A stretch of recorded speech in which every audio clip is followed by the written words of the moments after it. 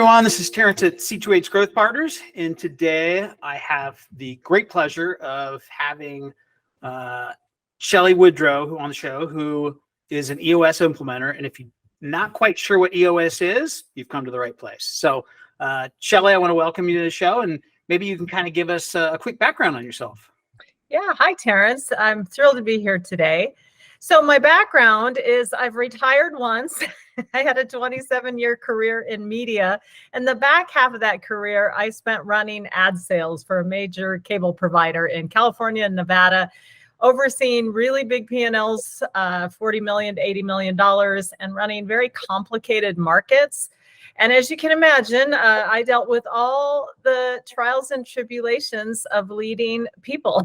So I learned a lot through that process. Yeah, I'll bet. And the one resounding, thing that comes through in a lot of these conversations with business owners and folks that help business owners is the people and processes part, right? And I often ask, hey, people is like, what is EOS? What the heck is EOS, right? There's a book about it. And so maybe you can kind of use that to jumpstart and yeah, get sure. in that right direction. So EOS is an acronym for the Entrepreneurial Operating System. And what EOS is a framework, a proven system, a way of orchestrating your business that allows you to use great tools, just simple, practical, timeless concepts that help leadership teams in particular get more of the right stuff done in their business. Then it allows them to align on their vision and plan and get all of their people rowing in one direction with them so that they can achieve that vision.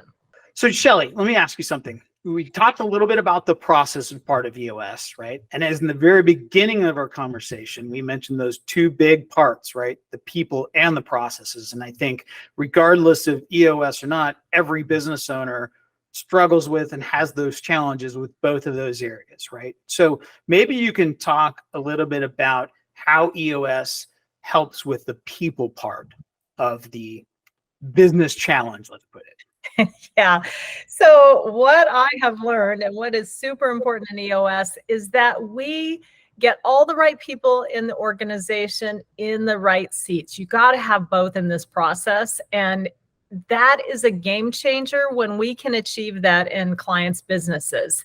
So right people are defined as people that fit the client's core values. We take clients through a discovery exercise when we answer those first 8 questions and flush out and define and discover those core values so that we can bring them to life in the business and hire and onboard and reward and train and recognize people, their definition of right people. And the reason that's important is that when you have those core values nailed and you actually use them in the business, you're going to turn people on with those and turn people off. You're going to repel people and attract people when we nail that, when we get your core values right. And it's really about being fair to your candidates and your employees, because when you've got those core values and you can communicate what they mean to you, then your people are clear about what you expect and how you define core values. And what we find is a lot of times that will, whenever there's a people issue, it will create this situation where people see that they can't live your core values and they self-select out. And so we want to be transparent about those. So as an example, I have a client that one of their hot buttons in their business is they want people to be on time. So one of their core values is prompt and present. If their people are late, that is an offense to them that could create a termination. And so if you're somebody that's tardy all the time, you probably don't want to work for this company. Right. They don't want you there. Right. I got another client who is in the coconut business, and he is a trail blazer in that business. There's no competitors really in his space. And so one of their core values is trail maker. And so if you are an employee coming to work for that company or working there, the expectation is you find a way, you forge a path that isn't in front of you. There hasn't been one forged before. And so if you don't have that gumption, that spirit, it's going to be really hard for you to be successful there if you want a proven path or plan. they're figuring it out. So it sounds like you guys actually break the people part into two parts, right? So kind of the existing folks that are there and kind of putting the right people in the right seats. And I would like you to talk a little bit about that. And then the second, which is when you're bringing new people into organization, making sure that culturally and from from a core value standpoint that they align with you. Yeah.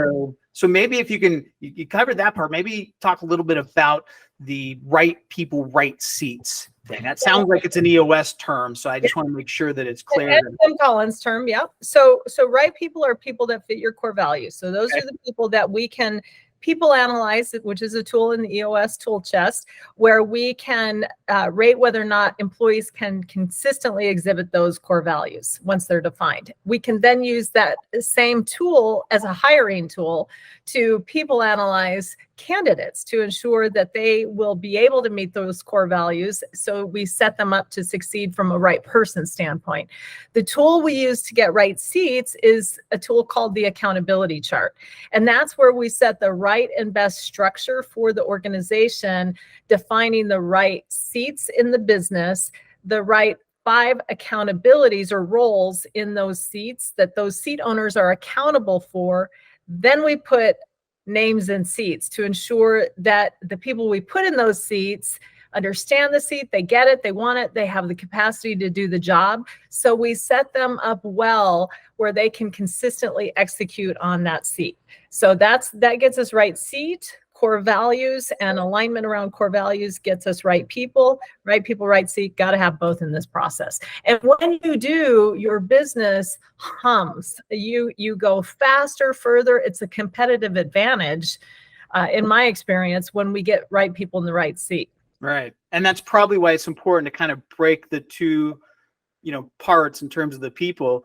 And again, just to clarify, right, the right seats essentially means the right roles in the right areas of the business, right? So probably a seat would be equivalent to finance, operations, human resources, et cetera. That's what we typically know in businesses as kind of the areas of focus and whatnot. Yep, that's correct. Okay, that makes sense. Okay. Is there anything else you want to add to that? I'm going to have him edit this.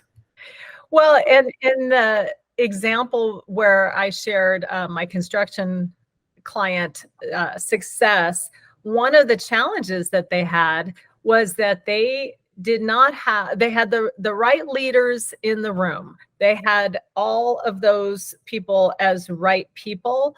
One of those leadership team members was in the wrong seat. And so they discovered that through the process, and they created a seat that they needed that consistently matched what she was able to do really, really well. We switched that out and she thrived from that point on. The other change that they made is they had one of the owners be the integrator, and that owner hated running the day-to-day. She wanted to stay in finance. And so as soon as we switched that out and gave her some relief on that integrator role and put the true integrator into that seat, that's how they were able to achieve some of those results, by making those people changes. So it's truly putting everyone, including us owners who sometimes get in our own way, in the right areas of focus for the betterment of the business, right? I know, I said it, correct. You said it, not me. Yeah, that's right. Everyone loves to hear good success stories, right? About businesses that have successfully implemented certain aspects, whether it's marketing or operations or things of that nature. Maybe if you can kind of give us a couple of examples of businesses that you've worked with and how they've successfully implemented EOS. But I want to preface that because every business is different and every business owner is different in what they're trying to achieve. Some may be trying to, significantly grow their business. Others may be just trying to reduce the number of hours that they're working in the business, right? And some may be even looking to somehow prepare it for an exit out of the business, right? So I want to make sure that I'm careful with that, because just like everything, you can't lump everyone into one bucket. And so maybe if you can give us kind of a couple of different examples of these type of success stories. And what I mean by that is what the business owner, when they came to EOS, what state they were in, and where they were looking to go, and how how they got there after working with you for a period of time in EOS? The first example I'll share is a construction company that I work with. They've graduated now, but work with here in Las Vegas. And when I started working with them, they knew EOS. They had several companies before this construction company in different states that were running on EOS and were very familiar with the system. And so when they came to me, they were at about a $19.5 million company, and they wanted to grow revenue. Their 3-year target was to get to $25 million. They started EOS, and in the first year, they did $35 million. And in the second year, right before they graduated, they were a $65 million company. Their 10-year target was $75 million in revenue in 10 years. And so they were well on their way by year 2 to overachieving that goal. So they just took off. They were on fire, and they had some practice because they had run on EOS before, but they just did an amazing job doing the work and getting what they want from their business. Wow, that's amazing. Any others aside from a revenue growth type perspective? Another one that's been with me for 3 years and still going strong, their goal was to become an ESOP, an employee stock ownership company. And so they started out, they were not that. And through this process, they did all the work, submitted all the applications, did everything where they met the criteria to become an ESOP. And they're growing like crazy as well. But their 10-year target is to have 300 shareholders in their business, all that are making income from the work that they do. So theirs is more heart focused, and they're on their way. Yeah. So that's really cool to be a part of. And that's what I love in hearing about EOS, right? And like I prefaced it from the beginning, there's, business owners and businesses have different goals and different things they're trying to achieve. It doesn't always have to be, a significant amount of growth. There are other things that they're trying to get to. And it's interesting how EOS can help them get to where they want to go, regardless of what their goals are. Yeah. And speaking of goals, right? Like typically businesses aren't very bad at setting goals, right? We kind of get together every year usually and with our leadership teams, and we're really good at setting goals, setting these ambitious goals. But sometimes we find ourselves at the end of that year and found that, wow, we didn't really hit our goals, right? So how does EOS and how do you help your clients keep on track with achieving those, ambitious goals from when they're first set until, let's call it, the end of the year, when they can look back and scorecard themselves? Yeah, so we set a 1-year plan, to your point, and in that 1-year plan, we'll predict revenue, profit, and measurable numbers, and then we'll set 3 to 7 aligned goals. And I say 3 to 7 because we want to limit it to that number. When everything's important, nothing's important. We say that a lot when we implement EOS. So we want to set the biggest goals for the year, the priorities for the year, 3 to 7 in a SMART format. So we want those goals to be set specific, measurable, attainable, realistic, and it can be achieved by year end. And then we, from there, monitor progress and work towards those goals every quarter. So when we set new rocks, which are quarterly priorities with leadership teams, we set 3 to 7 each quarter, but we want those to help the team be on track to hit that 1-year plan and the set of goals in that 1-year plan. Within the 90-day window, when we're working towards those rocks, we're also running L10 meetings, level 10 meetings, where the business leaders are moving the business forward each and every week, solving their key issues in those meetings so that they're ensuring that they're going to be on track to hit those rocks, which feed to that 1-year plan set of goals. So it sounds like you're kind of helping them implement a structure to that process, right? Absolutely. Absolutely. And they get to declare every week, are those rocks, those quarterly priorities on or off track? Because if they're off track, then it gives us time to IDS, issue solve those rocks and make sure we can turn things around, course correct, get them back on track so that they can achieve them by the end of the quarter. It's got a degree of accountability in there, right? I mean, let's face it, at the end of the day, we're all humans, right? And if we don't have either holding ourselves accountable or others holding us accountable. Sometimes those things go by the wayside. So it's fascinating. We create that 90-day world so that they can move their business forward every 90 days to be on track to achieve their vision.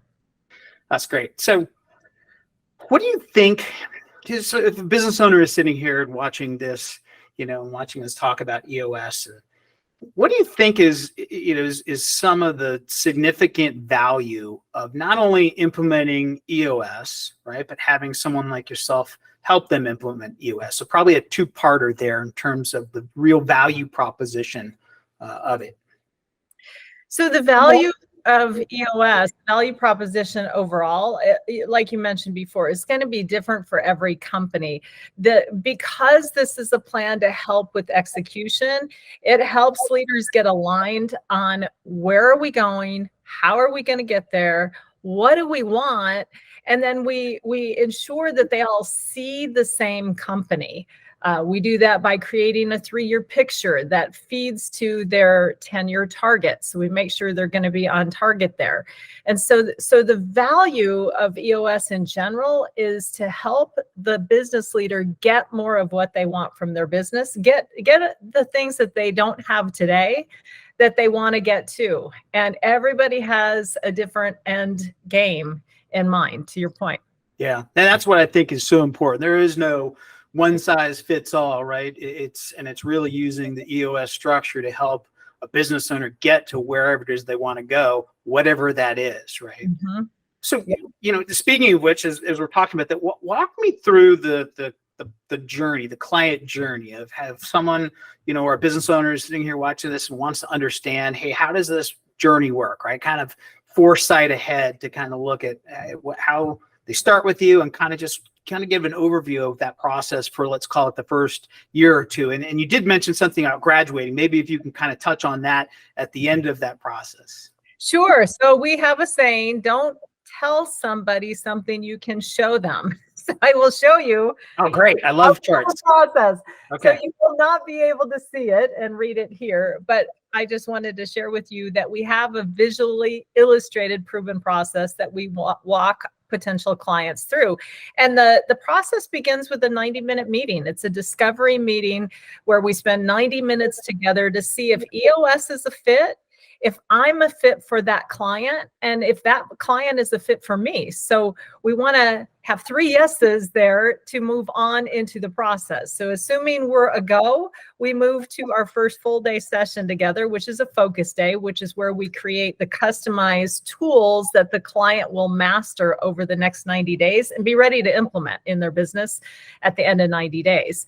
From there, we go into 2 days of vision building, where we work on answering 8 simple questions to get the leadership team aligned on the answers. It's not that companies don't have a vision and the leaders don't have a vision. They do. What we find is they have slightly different versions of that vision. So we answer simple questions to get them all on the same page of what does this company look like in our future. So we create the vision, we create the plan in the first 90 days, and they master those tools. And then from there, we just go into a quarterly cadence where we meet every 90 days, every quarter, because you said it earlier, leaders start to begin to fray. We have to come up for air every 90 days, look back, see how we did, recheck our vision, make sure we're still aligned, and then set those new priorities. So we do that once a quarter. And then one time a year, we'll tack on the second day for annual planning for the coming year, whenever that makes sense in the client's planning life cycle. Okay. So that's the process. Typically, our clients stay with us 2 years. And our goals as implementers is to get that client to graduate, get them graduation ready. They may stay with me forever, but my goal is to create independence versus dependence and get them ready to do this on their own so they can run their business on EOS without me. Right. That's the goal. So business owners sitting here watching us right now and probably ready to run through a wall, right? As I was when I implemented it in one of my other businesses. What's a good next step? How would they get in contact with you? And what's a good next step? Would it be that 90-minute consultation, that free consultation that you you Yes, mentioned? it would definitely be the 90-minute meeting. That's where we start. And again, we want 3 yeses to EOS feels like a fit for me as a client. This implementer feels like a fit, and I feel like a fit for them. So if we're green lighted there, then we go forward. But that it starts with a 90-minute meeting. So if anyone's interested in a 90-minute meeting, I'm happy to do that, or refer you to implementers in your market that can also do that for you. And to your point, right? Even if you may find that a client or a prospective client might be a better fit for one of the other implementers, you're able to put them in touch with them as well. Absolutely. Absolutely. And our goal as implementers is to help the clients find the best fit in an implementer, because I'm an acquired taste for some clients. I'm not going to be a great fit for everybody. And I want everybody to be a great fit for me that I work with. And so this is a 2-year journey. So we want to do what we love with people we love and live that EOS life. So it's just with finding the right. And to your point, like we had reached out we've been implementing EOS for almost a year, and we reached out to somebody who, once I explained where our business was and our company was, that they were able to kind of put me with the right implementer. But again, we're going to make sure that we'll have your link and your contact information there, because you obviously been extremely helpful in explaining EOS to us. And I'm really grateful for that. I'm grateful for your time, and we'll make sure and put your contact info in the links below and somewhere in this video here. Terrific. Thank you. Appreciate it, Terrence. Thanks for your time, Shelley. Yeah, my pleasure. All right.